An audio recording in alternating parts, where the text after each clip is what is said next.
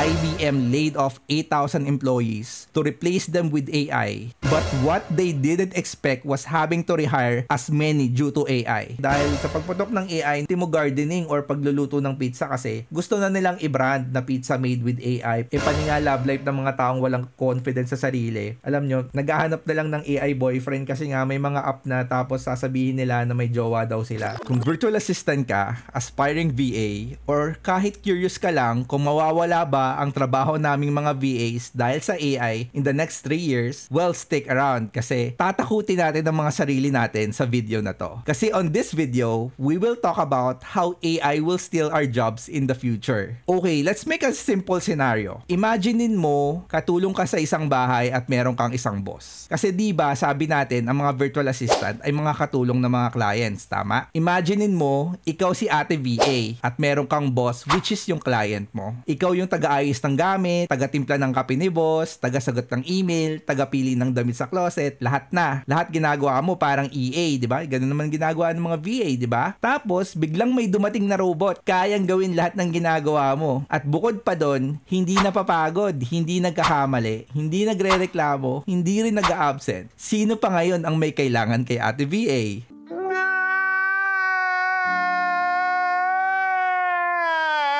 Ayun na nga yung tanong eh. Oo, kasi ang sabi sa chismis, sa Facebook, sa TikTok, yung mga madadaling trabaho daw ng mga VA, yung mga paulit-ulit, yung mga copy-paste, ay unti-unti nang mawawala kasi mostly ng mga application will be integrated and probably will be talking to each other because of automation. At sabi nga sa isang research company na ang pangalan ay McKinsey, di ba McKinsey? By 2030 daw, kuno, research pa lang naman. Syempre pag research guys, pinipredict pa lang, di naman yan masyadong siguradong yun ang talagang mangyayari, di ba? Pero nga, ang sabi sa research, halos 30% daw ng trabaho ng buong mundo pwede nang gawin ng AI or ng artificial intelligence.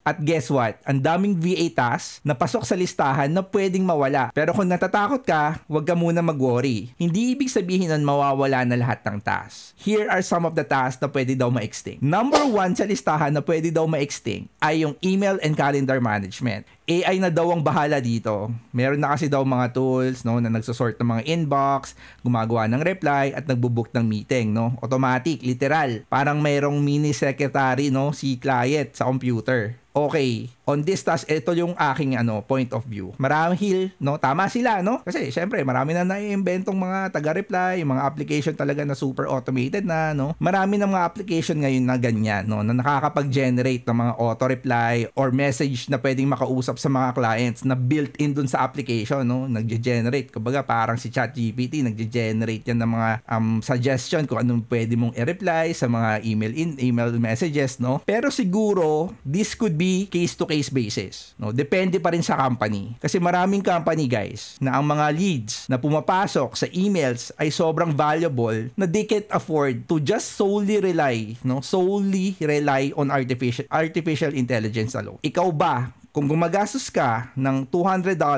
just for you to get one lead call on your marketing campaign, no? Parang $200 ba? Para makakuha ka lang ng isang tawag sa isang client, gumagastos ka ng $200 to just get one call. Ang tanong, ipauubaya mo ba yun sa AI? To answer that email na papasok, inquiring for your services or for your product. Kasi may ganun, guys. Yung ibang mga company, they're spending $200 per lead per call worth of ads and they just can't afford to lose them. So, they still need someone overlooking if meron ng mga tools na pwedeng nang mag-send ng automated email. So, siguro, maybe like, pwede sigurong magbawas ng tao. Oo, realistic yung nangyayari ngayon, mass layoffs, nagbabawas ng tao. Pero yung tanggalin mo lahat ng tao just because you have an application that can send message no sa lahat-lahat, eto yung sagot ko.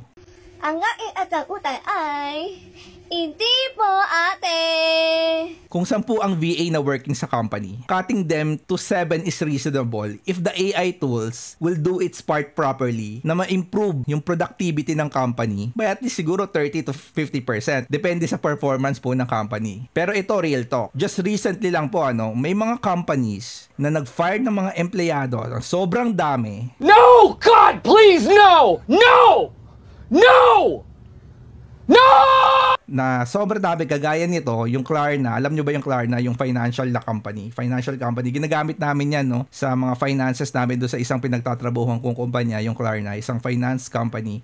Ang trabaho nila is mag-finance ng mga utang at nag-cut daw sila ng 700 employees for AI. It's a Swedish company and they admit their mistake and plans to rehire humans because nagkamali sila na akala nila kaya na ng AI yung trabaho ng mga tao, no? Sabi nga dyan di ba? Swedish fintech company Klarna is reversing its decision to replace human employees with AI after facing declining service quality. After laying off around 700 workers, yan dami, 700 workers, and heavily investing in AI for customer service and marketing tasks, the company has acknowledged that cost cutting was prioritized over quality. So yun, no? Sinabi nung CEO, yung mga AI agents daw, yung mga nauuso ngayon, yung mga agentic AI, yung mga AI na pwedeng pumalit na daw sa tao, ay bumaba yung quality ng service ng Klarna. Kumbaga bumagsak yung yung customer service nila. Yung mga empleyado nila for remote customer support roles, dahil tinanggal nila yung mga empleyado nila at pinalitan nila ng AI, itong mga agentic AI nito, bumagsak yung quality ng service nila.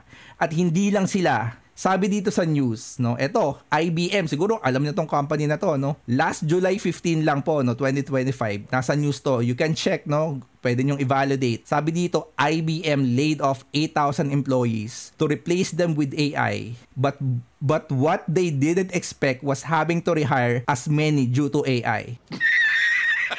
So, ikaw ba, kumpanyang kalaki ni IBM, kung hindi ka nagkamali, siguro hindi mo aaminin talaga, no? Kasi syempre IBM pinoprotektahan nila yung production nila kasi may mga investors sila. At kung ang pangit ng resulta ng investment nila, ang pangit ng resulta ng mga decision making nila na palitan yung mga tao ng artificial intelligence just for them to cut costs, sa tingin nyo, bakit sila magre-rehire kung walang pagkakamali, ano? At kung kaya na talagang palitan ng AI yung mga tao. So yun na nga, ano, a lot of people will still want to verify what messages ang isasend nila, lalo na if we are speaking about money. If we are speaking about expensive leads coming into our system na pwede na natin maging customer. So if magkamali yung AI mag-reply, pera na, magiging bato pa, di ba?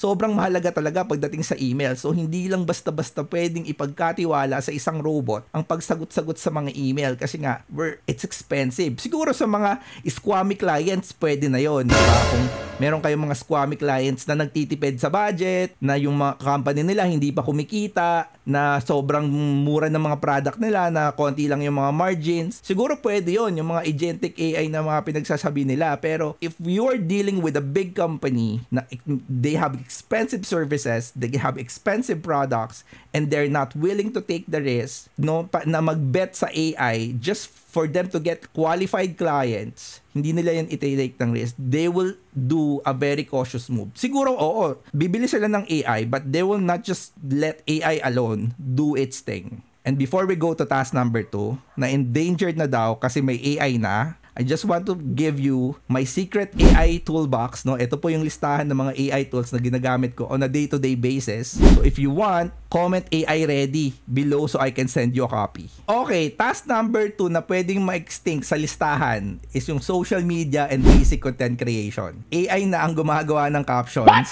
reels, blog posts in seconds. Kaya daw gumawa ng 30 posts habang nagkakape pa lang. Okay guys, yan. Marahil pwede nga. No, pwede naman talaga kasi isang input mo lang kay ChatGPT. Ang bilis na, diba? Meron ng information, meron ng data, ready to post na talaga. Pwede nga siyang gumawa ng 30 posts habang nagkakape lang, no? Pwede nang gawin ng CEO to, no? Yung sino man yung leader ng kumpanya, di na ako mag-hire ng mga marketing managers, ng mga vice president for marketing or ng mga copywriters, no? Pwede ko naman palang gamitin 'di ba? Pwede natin gamitin yung ako na lang gagawa kasi para makatipid ako. Kaso, ang tanong guys, ito yung tanong, tama ba yung ginawa niya? Pasok ba sa quality inspection ang ginawa ni CEO or ni client or naging bias siya sa post niya dahil bias siya sa company niya. Skilled ba siyang makita na yung copy ng ginawa niya ay pasok do sa quality inspection. And just to add, yung mga kumpanya po na sobrang laki ng budget, na ang CEO sobrang busy na, wala na pong time yan para mag-prompt pa ng AI para gumawa ng post, no? Let's go to the reality kasi sayang ang oras eh. Yung oras nila guys, ginto eh. Kumbaga pag nasa taas ka, ginto ang oras mo. And if AI or if artificial intelligence is really the answer, they will just hire copywriters to prompt copy for them so that the copy is aligned sa company. Diba? Kasi ikaw ba CEO, mag-aaral ka pa ng copywriting para magsulat ng post mo na gagamitin mo dun sa marketing nyo sa Facebook or sa Instagram or sa TikTok? Ikaw pa ba yung gagawa nun? Syempre, diba? Dapat mag-hire ka na lang ng mag-a-assist sa'yo na copywriter na train sa AI if AI is really the answer to make more sales. Diba? Ganun naman dapat, diba? Kung ang batayan ng performance, dapat sales. Hindi lang dapat output ng AI. Yung AI, kaya niya magbigay ng output instantly, di ba? O, give me 100 blog posts about cars, blah, blah, blah, ganyan-ganyan. May mga prompt na, no? Proper prompting, ganyan, blah, blah, blah, blah. Pero the real question is, yung mga blog ba na ginawa na yon, yung mga post ba na ginawa yon, nag-create ba ng sales? Dapat yun yung batayan, di ba? Di ba? Make sense. Make sense lang, di ba? At kung ang AI talagang solution at answer, yung kumpanya mag-hire ng someone who knows how to use artificial intelligence to prompt for them. Hindi na yung CEO, hindi na yung manager, hindi na yung vice president, yung nasa mababang level, no? Mas masarap kayang magbilang ng kita kaysa mag-write ng copy. Okay, task number 3 na pwede daw ma-extinct is the data entry at transcription na pwede daw ma-extinct. So, AI can do it in seconds. Sama dito sa research, AI can do it in seconds. Word per word, may summary pa. Again, depende siguro sa data na i-enter, no? Pumunta muna tayo sa data entry. Marahil, in the next 3 to 5 years, mas maiiba ang the way we do things. And everything or most of the things gets digitized. Siguro mababawasan ng i-enter na data manually. But there's always a but to this. There's always be people na gagamit pa rin ng manual written data that needs a person to understand. Kasi sa company that I work, may mga data talaga na needs i-enter manually And there are a lot, no? There are a lot. We need a lot of VAs to enter data on a day-to-day basis. Pero syempre, yung mga data entry, part lang yan ng ginagawa ng isang VA. Part lang yan ng ginagawa ng isa sa mga VA doon sa team. And some people, yung ibang mga clients, yung ibang mga reason kung bakit may i-enter na data sa isang kumpanya, they are just bored using the technology, lalo na yung mga matatanda. So yeah, hindi ko pa rin nakikita talaga yung future, no? Hindi ko nakikita yung future. Hindi ko sasabi na ako si Rudy Baldwin o si Madam Auring. Pero I believe, no, meron pa ring manual task talaga na kailangan talaga ng tao i-enter yung data sa system. And AI cannot just do it all alone. At kung meron mang i-enter, kayang i-process ni AI, there will still be people that will going to use that AI for that data to be processed. 'Di ba? Tama ba? Ewan ko. Siguro mali ako. Tama yung iba, hindi natin sigurado, no? But yeah, let's go to number 4. Number 4 is the repetitive financial task daw. Pwede daw ma-extinct yung mga financial, no? So ano ba yung mga yan? Isa-isa natin. Invoices, receipts, tracking expenses. May software na AI pa nag-aayos lahat daw. Yes, we do agree, no? Kahit naman last 5 years ago pa, meron na pong ganito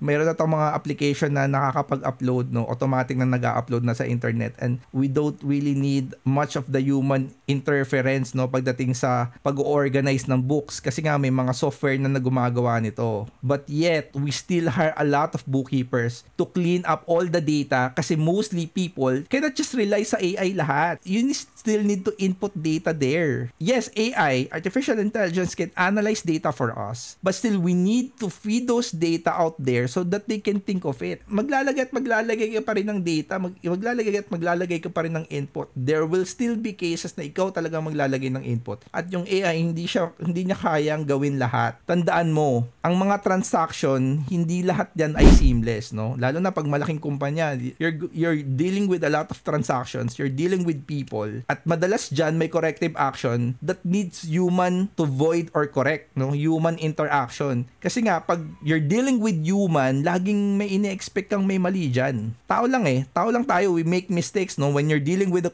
human customer, maraming reklamo yan. May mga refunds, may mga transaction na pinapavoid or binabawi. Di ba? Ganun yung sa real life Kung perfect lahat ng transaction, kung okay lahat ng transaction, madaling mapaprocess ni AI. Pero may mga darating na points, pagdating po sa mga financial or repetitive financial tasks, there will be a corrective action that needs human intervention talaga, no? Kahit sa company namin nangyayari yan. We need AI to help us, no? To interpret data, to help us, but people still need to think, no? People still need to solve problems na hindi kayang isagutin, no? Na hindi kayang sagutin lahat ng AI. Okay, task number 5 na pwede daw mawala is yung customer service frequently asked questions. Yung mga tanong na how much, where's my order, si chatbot na daw ang sasagot niyan 24/7, walang day off. Yan, bago pa ilabas ang ChatGPT noong November 2022, automated na po yung Facebook chats. We actually doing it already, no? That's a fact, no? Meron na pong mga automated response system, no? May mga artificial intelligence na daw. Dati pa, no, na nakaya na talagang sumagot ng mga frequently asked questions. Kaso nga lang, syempre, dahil sa pagputok ng AI noong November 2022, ultimo gardening or pagluluto ng pizza kasi, gusto na nilang i-brand na pizza made with AI para sumabay sa uso. Yes, AI hype is in the air. Nandun na tayo. Kaso nga lang kasi pag alang AI ang business mo, parang hindi ka updated eh. Yun kasi yung nangyayari ngayon. Sa lahat ng mga businesses, gusto na nilang lagyan ng AI yung branding ng mga business nila. Kasi pag wala kang AI sa business mo ngayon, hindi mo ma-attract yung mga investors. Yun yung nangyayari ngayon talaga dahil dun sa AI hype. Pani nga love life ng mga taong walang confidence sa sarili. Alam nyo, naghahanap na lang ng AI boyfriend kasi nga may mga app na tapos sasabihin nila na may jowa daw sila. No, may mga app kasi na AI na nagiging jowa na yung mga nababalitaan natin sa TikTok. Yun pala artificial intelligence, no? But why do you think we still needs human to interact? Yun ang tanong. Kasi nga you're dealing with humans. Laging may hanas yan, no? Pag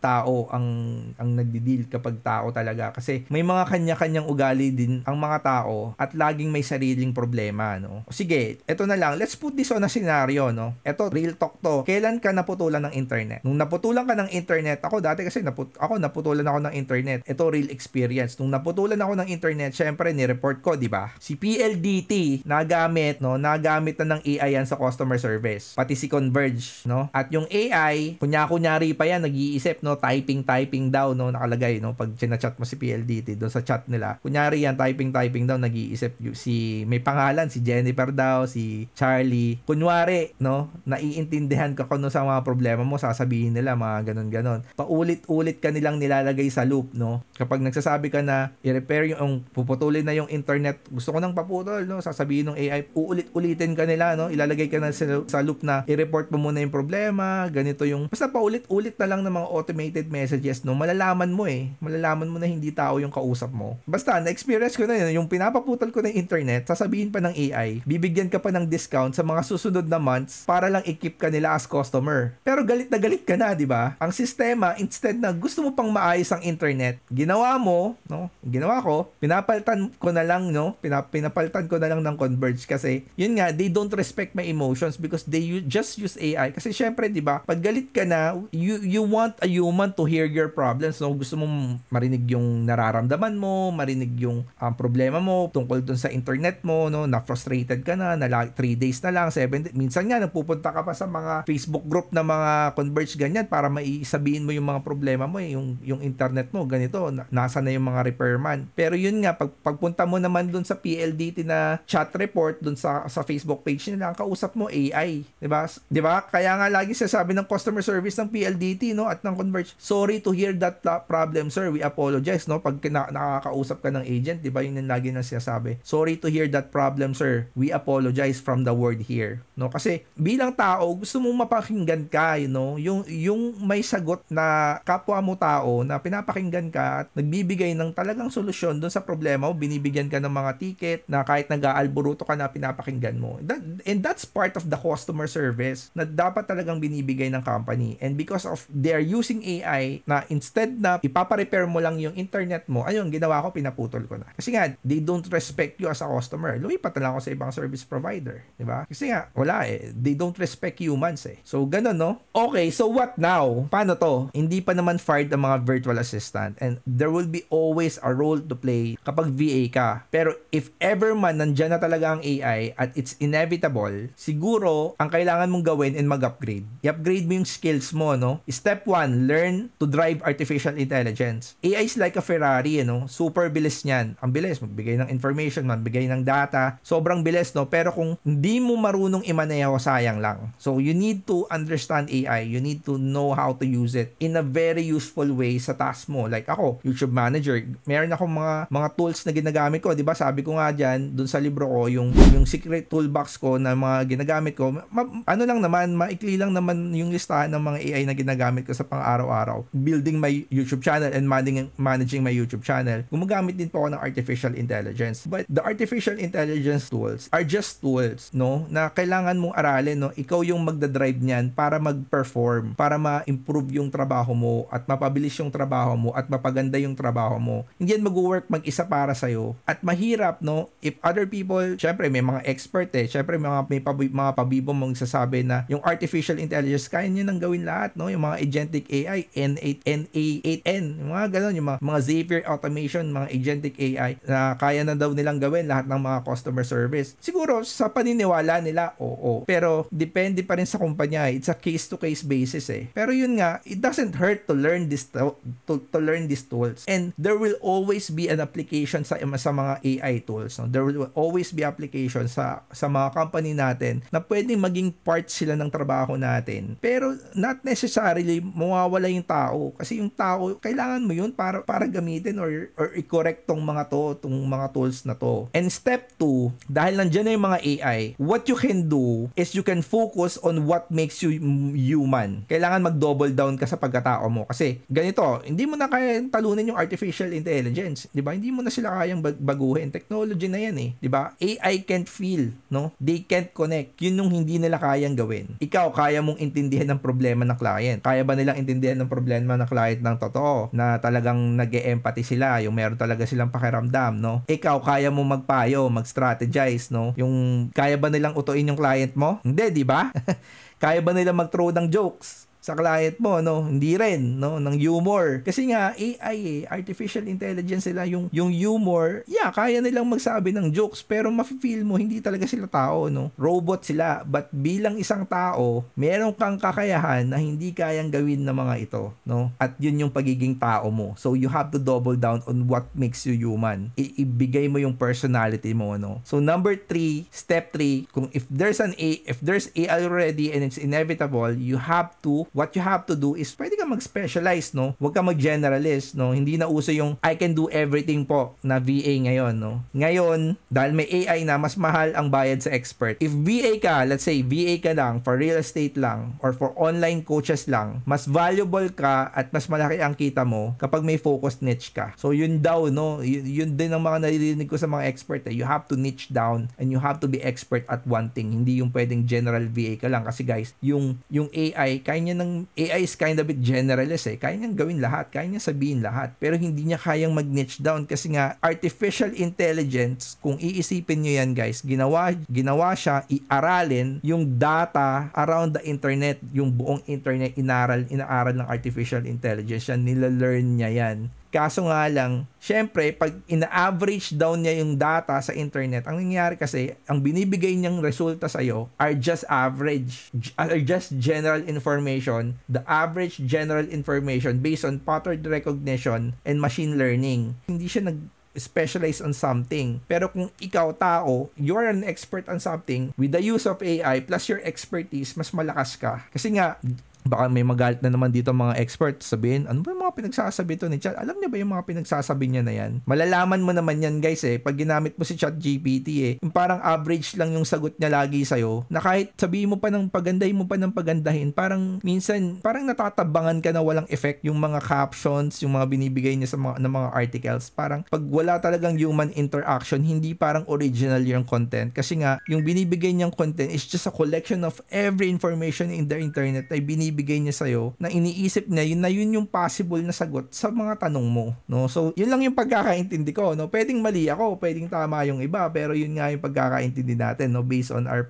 our sariling opinion, no? Okay, step 4, sell results, not tasks. Ito yung isa sa mga pwede mong gawin, no? Or in my case, I'm a YouTube manager. Instead of saying I can manage your YouTube channel, no? Kasi pwedeng mangyari diyan, magkaroon na rin ng artificial intelligence na may magma-manage ng YouTube channel mo, no? So, instead of saying sa mga kliyente I can manage your YouTube channel, pwede mo na lang sabihin na I can help build you a loyal community in YouTube that engage and buy from you. So, medyo may pagkaiba yung dating, 'di ba? 'Di ba parang mas maayos 'yun. May mas dating, no? May mas value instead of just managing your YouTube channel. So, kagaya nung isang client natin na nagpapatulong sa YouTube, no? Meron tayong client na nagpapatulong sa YouTube. Ang business niya, biruin mo ang business niya AI. Voice AI wrapper yung binebenta niya, no? AI, yung boses, parang mag-feed ka ng boses tapos iba yung sasabihin niyang boses, ibang boses ng ibang tao. Yun yung business nila. Pero ito yung sistema. Yung client, nagpapatulong paano mag-build ng YouTube channel kasi hindi daw siya marunong. Biruin mo, AI na yung business mo, wala kang tiwala sa AI para i-build yung business mo. Anong nangyari doon? Ang nangyari sa Pinas, no? Pero ang sistema nga, humihingi sila ng tulong sa akin.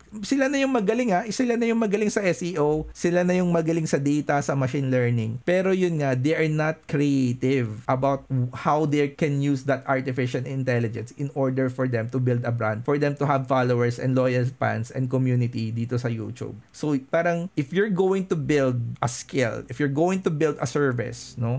If you're going to sell a service, dapat mag-focus ka on creating a service that cannot just manipulate by artificial intelligence alone, na hindi kayang gampanan ng artificial intelligence. Yung kailangan yung task mo complex. You're thinking, you're using strategies, you're using creativity, no, you're not just using AI, you're using, personal touch, creativity, and personal understanding about human behavior. And alam ko naman na syempre yung AI magaling bumasa yan no, nalalaman niya nga kung nagagaya niya nga yung personality mo 'di ba, yung voice mo, kuno, 'di ba, sinasabi ng mga ibang tao kaya niyang gayahin yung personality na isang tao, basta sabihin mo lang kung ano yung gagayahin niya. Kasi nga, sobrang talino niya, no? Nalaman niya na based on pattern recognition, paano ba nagsasalta ang isang tao base sa data, no? Base sa binibigay mong data, yung nilelearn niya kasi machine learning daw nga, di ba? Kaso nga lang, no? If you have a skill na so complex that people or that even or owners of artificial intelligence business cannot do it alone, they still need your service. And that is why para sa akin, I'm very proud of my skills bilang isang content creator, bilang isang creative, kasi I'm not just using artificial intelligence. Yeah, I'm using artificial intelligence for me to get the data, but I'm not allowing it to have its own, self sa pagdating sa pagsasalita, kasi they cannot copy your personality talaga AI cannot just copy your personality of you being you as a person. And that is what I love about having a niche that wrap around on creativity. Dapat kapag pipili ka ng niche mo, yun yung puntiryahin mo. Pumintirya ka ng skill na hindi kayang gayahin lang ng AI, na hindi ka lang nakafocus sa isang dimension. You're using both your creativity and you're using both your logic, and you're combining everything for you to create a service na isa-serve sa client mo. So, yun lang yung gusto kong sabihin, no? Sa madaling salita, to wrap this up, para tapusin tong vlog na to, para sa akin, hindi mawawala talaga yung mga VA jobs Pero the VA industry will going to be changed by AI, no? Kasi VAs will be AI driven We have these tools, no, that we can use AI to amplify our greatness bilang isang tao. Makakakuha tayo ng mabilis na information, and we're going to combine that information to our personality, to what we know bilang isang tao, and just combine it with an artificial intelligence sa sobrang lakas nun. And guess what? AI isn't here to replace humans. AI will be our sidekick. Syempre, nandyan na yung AI. Parang gamitin mo na lang yan para maging ikaw yung bida, ikaw yung maging magaling. At, by the way, inuulit ko lang, if you want to receive yung may secret AI toolbox, yung mga AI na ginagamit ko on a day-to-day basis, I have that short PDF, no? Diyan nakalista yung mga AI na ginagamit ko sa pang-araw-araw. Medyo short list lang yan, guys. At hindi ako gumagamit masyado ng mga complex AIs in order for me to do my job. Yung mga bagay lang talaga na kailangan ko in order for me to perform as a YouTube manager or as a content creator, yung nandyan sa listahan na yan. And if you're going to comment AI ready, I will going to send you a copy of that PDF. So guys, no, don't forget to subscribe, hit the like button, and share this good news to our VA friends na nangangamba na nakawin ng AI ang mga trabaho nila. So maraming salamat guys. This is Chad Godoy again, and see you in my next video. God bless po sa inyong lahat.